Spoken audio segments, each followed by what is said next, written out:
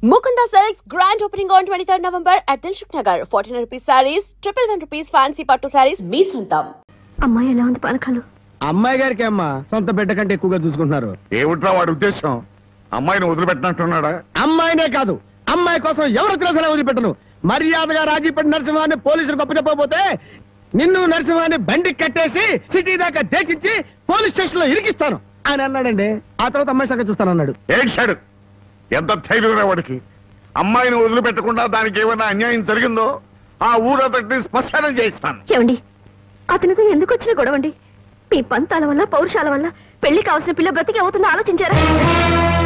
ఏంటండి ఇంకా ఆలోచిస్తారు? మీ మేనడికి ఏ ఉరి శిక్ష యావజ్జీవ శిక్ష వేరు కదా. ఒకవేళ జైలుకి వెళ్ళినా ఈ నెలలోనో వచ్చే నెలలోనో తిరిగి వస్తాడు. కానీ పరాయింట్లో ఉన్న ఆడపిల్ల ఏ కడుపుతోనో తిరిగి వచ్చిందంటే మీ పరువేం గాను.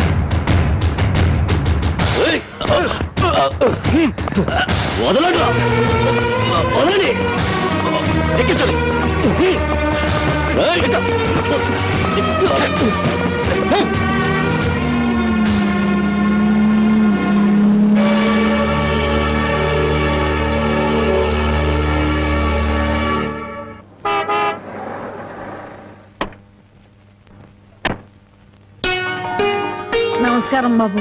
రండి బాబు రండి. మీలాంటి పెద్దలు మా ఇంటికి రావడం మా అదృష్టం. మర్యాదలు చాలు, మా అమ్మాయిని మాతో పంపించండి. శ్రావణ శుక్రవారం కదా బాబు, పూజ చేసుకుంటుంది. అమ్మా జానకి, జానకి ఎవరొచ్చారో చూడు.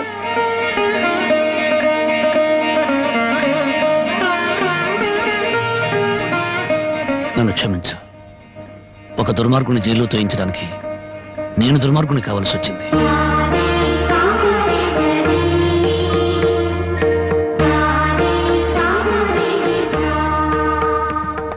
బాగున్నారా నాన్న?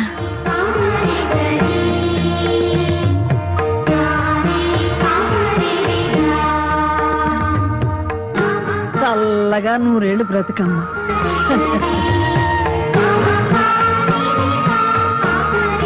ఏమిటమ్మా? పద.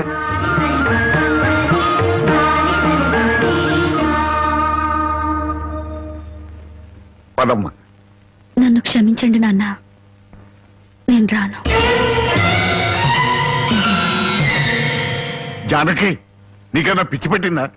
లేదు, జీవితం అంటే ఏమిటో ఇప్పుడే అర్థమైంది. పరాయి మగాడు బలవంతంగా నన్ను ఇక్కడికి తెచ్చి 10 రోజులు నన్ను ఇక్కడ ఉంచుకున్నాక మళ్ళీ మన ఊర్లో అడుగు పెడితే అందరూ నన్ను చూసి నవ్వరా? నా శీలాన్ని శంకించరా? ఎవరైనా నీ శీలాన్ని శంకించేది? ఊరి నడిగడ్డ మీద ఉరి తీస్తాం. అలా ఎంతమందిని ఉరి తీస్తావు నాన్న? ఇంత జరిగాక నన్ను ఎవరైనా పెళ్లి చేసుకుంటారా? అలా చేసుకున్న నాతో సంతోషంగా కాపురం చేస్తారా?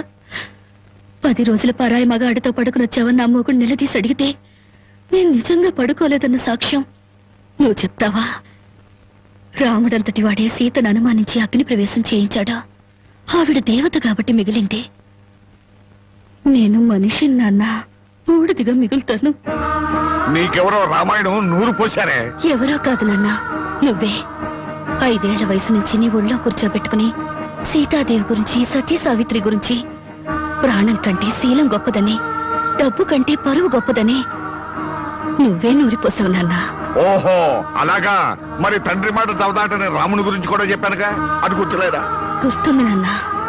రాముణ్ణి కన్నా దశరథుడి గురించి మాత్రమే కాదు, సీతను కన్నా జనకుడి గురించి కూడా చెప్పావు. తను చక్రవర్తి అయ్యుండి కూడా అడవిలో ఉన్న సీతను ఏనాడూ పలకరించడానికి వెళ్ళలేదు. ఎందుకు వెళ్ళలేదు నాన్న అని నేను నిన్ను అడిగినప్పుడు నువ్వేం చెప్పావో గుర్తుందా? అమ్మా, ఆడది గడప దాటేది 2 సార్లు. ఒకటి పుట్టింటి నుంచి మెట్టినింటికి, రెండోది మెట్టినింటి నుంచి మట్టిలోకి. ఎందుకమ్మా ఈ వాదనలన్నీ? మండి వెళ్తారా? నేను రాను. అదృష్టమో దురదృష్టమో ఈ గడపలో అడుగు పెట్టాను. బయటకు అడుగు పెట్టడం అంటూ జరిగితే అది మట్టిలోకి.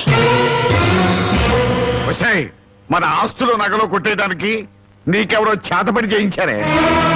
నేను జీవితాన్ని గురించి మాట్లాడుతుంటే మీరు ఆస్తుల గురించి, నగల గురించి మాట్లాడుతున్నారు.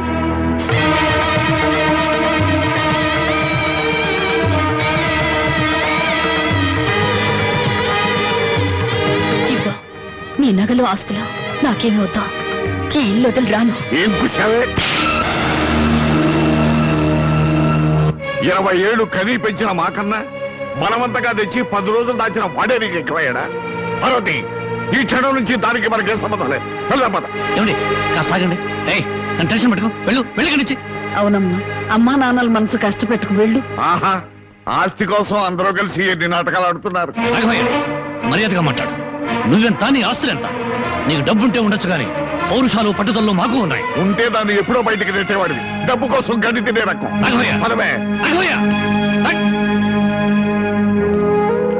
అసలు నీ మూలంగానే మేము ఎన్ని మాటలు పడ్డాం. మర్యాదగా ఇంట్లోంచి బయటికి వెళ్ళు. చావో బతుకు ఇక్కడే తెలిపోవాలి. ఇక్కడి నుంచి మాత్రం వెళ్ళను. నీ మొండి వేషాలు నా దగ్గర కదా. చివరిసారిగా చెప్తున్నా, బయటికి వెళ్ళు. నీ వెళ్ళను. వెళ్ళకపోతే మెడబట్టి బయటికి గెట్టేస్తాను.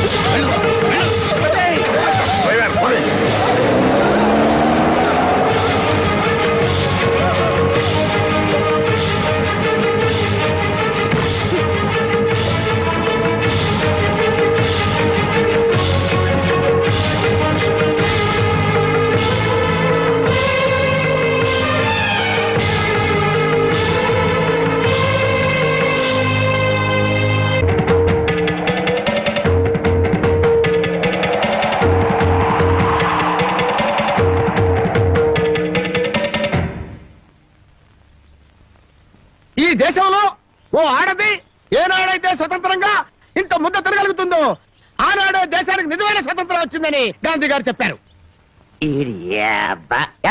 ఓ పూట తిండి కోసం గాంధీ గారి గురించి భారతదేశం గురించి ఎందుకు మాట్లాడతారా? అది కాదండి, ఒక భారతీయ పేగు ఆకలికి మాడిపోకూడదు కదా అని మాట్లాడాను సార్. చాలే ఊరుకోండ్రా. అందరికీ న్యాయం చెప్పే రాంబాబు నీకు అన్యాయం చేయడు. రామ్మ,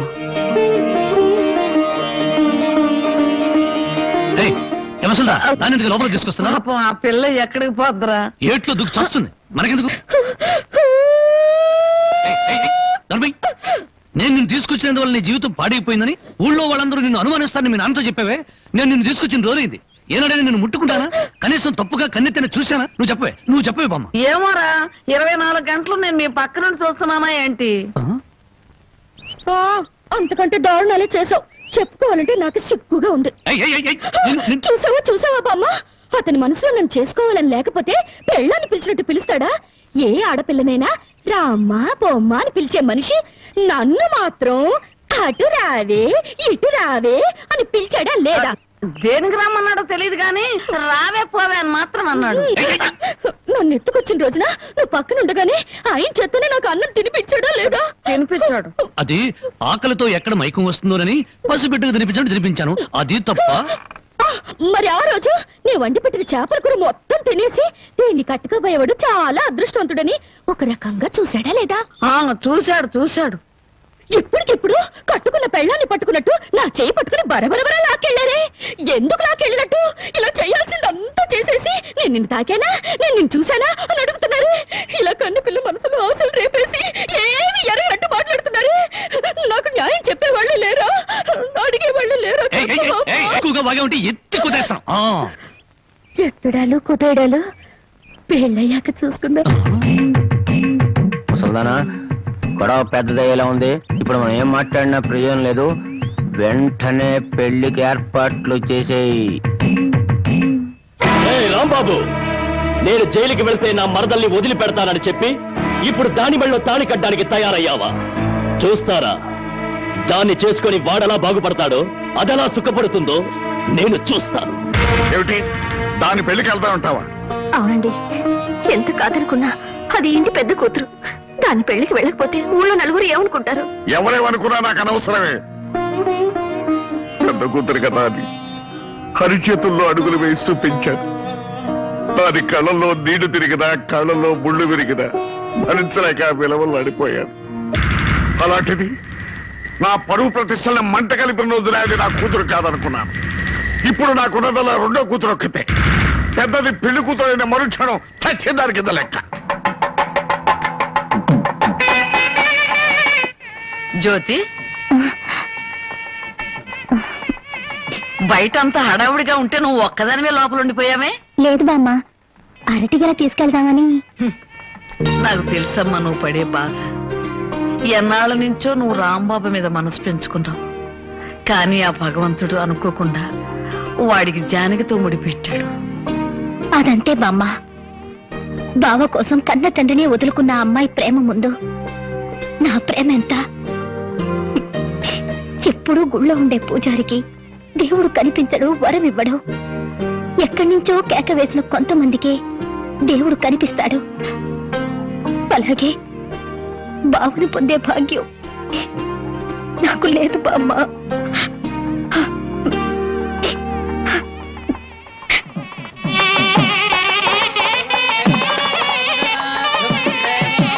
అన్ని పెళ్లిళ్ళలో పెళ్లి కొడుకు ఎదురు చూస్తాడు. ఇక్కడేంటమ్మా పెళ్లి కొడుకు కోసం పెళ్లి కూతురు ఎదురు చూస్తుంది? అవునే చోద్యం. ఇంతకీ పెళ్లి కొడుకు ఎక్కడా? బామ్మ, ప్రతిరోజు పేకాడుకుంటూ సోగ్గాడిలా సంతోషంగా ఉండేవాడిని. ఈ రోజు నాకు పెళ్లి చేసి నా జీవితాన్ని సర్వనాశనం చేయాలని ప్లాన్ చేస్తావు. పెద్దవాళ్ళు పట్టుకొని ఇష్టం వచ్చినట్టు మాట్లాడతావు. ఈ పెళ్లి సభ్యంగా జరిగితే మహంకాళికి మేకపోతు కోసిస్తాను మొక్కుందంట. ముక్కుందా? ప్రతిసారి ఏదో ఒక ముక్కుపుడి పేరుతో ఊళ్ళో ఉండే మేకపోతలన్నింటినీ ఇలాగే కోయించేసింది ముసలిది. ఇక కోయించడానికి మిగిలింది నువ్వే. పెళ్లి జరగాలి కానీ అదంత సేపా? నన్ను వదలండి, హ్యాపీగా పేకాడుకుంటాను.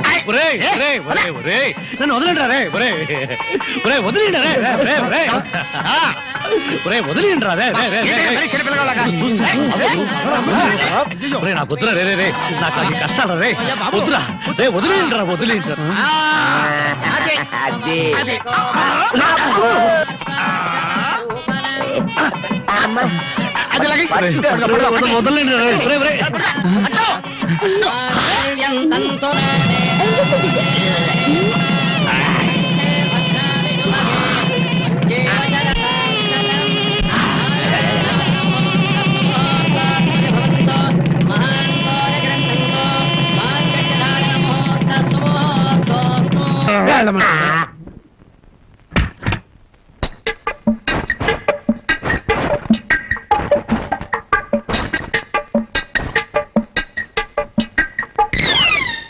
ఏంటి బాబా ఇంత ఆలస్యం?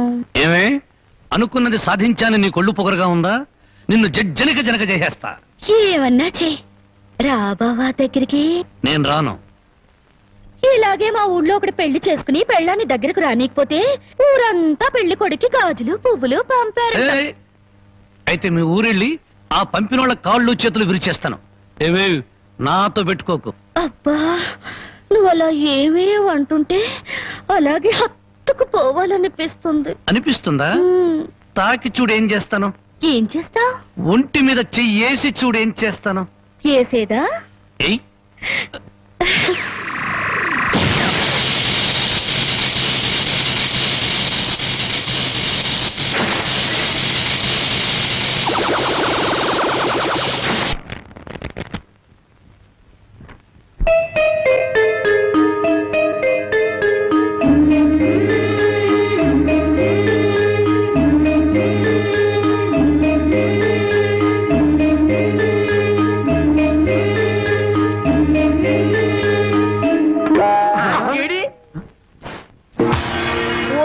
తండ్రో, ఇవాళ ఏంట్రా ఇంత పెన్నాడ ఎంచుకొచ్చేసా? అబ్బే, నేను మా ఆవిడ కోసం వచ్చా అనుకున్నావా? చచ్చా, అయినా బామ్మ ఎంత బలవంతంగా పెళ్లి జరిగినా మన మర్యాద మనం చూపించాలి కదా. ఆ చేతిలో ఏంట్రా? మల్లెపూలు. ఈ చేతిలో? ఈ చేతిలో కూడా మల్లెపూలే. ఈ చేతిలో రా. ఇది హల్వా. హల్వా నాకు కొంచెం పెట్టవా? అమ్మో, ఈ హల్వా నువ్వు తినకూడదు. తింటే నువ్వు తాతయ్యను వెతుకుంటూ వెళ్తావు.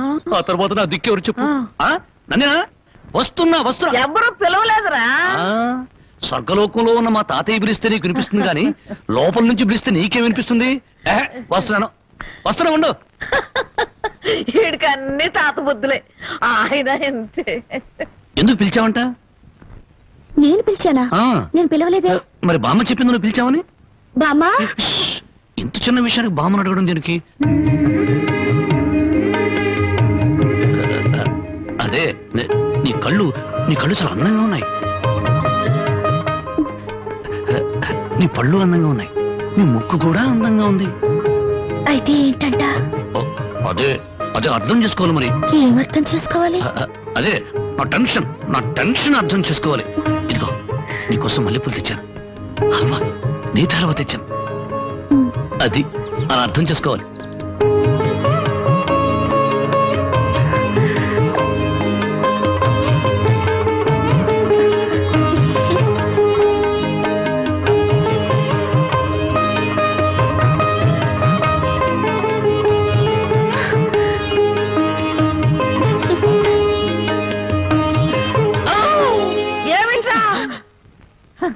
మా నాయన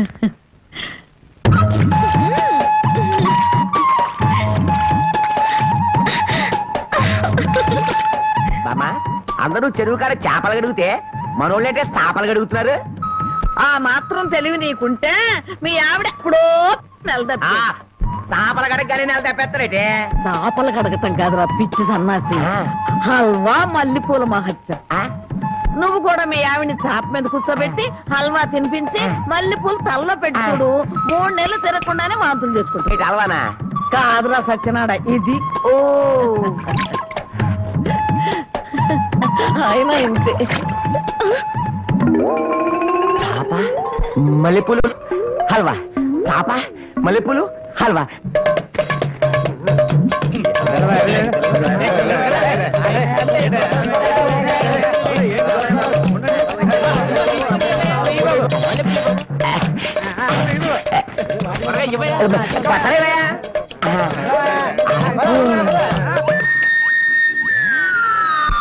నాగన్నా చాలా చిత్రంగా ఉంది. ఎంత పెందలాడే ఊరు జనం అంతా నిద్రపోయారు, కారణం ఏందిరా? హల్వా మహత్యం. మొత్తం మీద బామ్మను మసక కొట్టి వచ్చేసాం. ఈ రోజే నా వీపు తోముతావా? అబ్బా అంతమంది ముందు ఎలా తోమనండి? పిచ్చి మొహమా, ఇంత పొద్దున్నే ఎవరో వచ్చుండ్రు, మనం తప్ప. ముందుగా నువ్వు నా వీపుతాం, ఆ తర్వాత నీ వీపుతాం.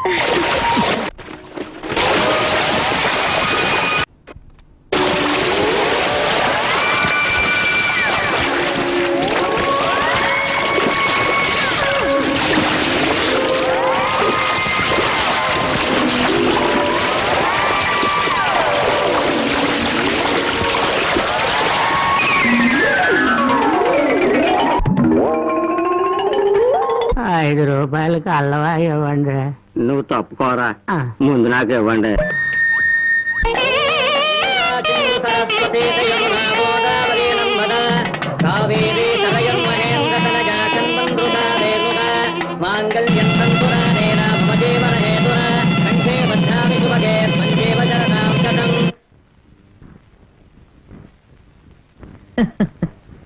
ఏమ్మా మామిడికాయలు తింటున్నావా? అవును బామ్మ, ఈ మధ్య కడుపులో తిప్పుతుంది, కళ్ళు తిరుగుతున్నాయి, పుల్లటి మామిడికాయలు తినాలనిపిస్తుంది.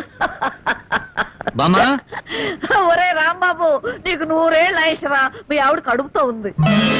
నిజంగానా?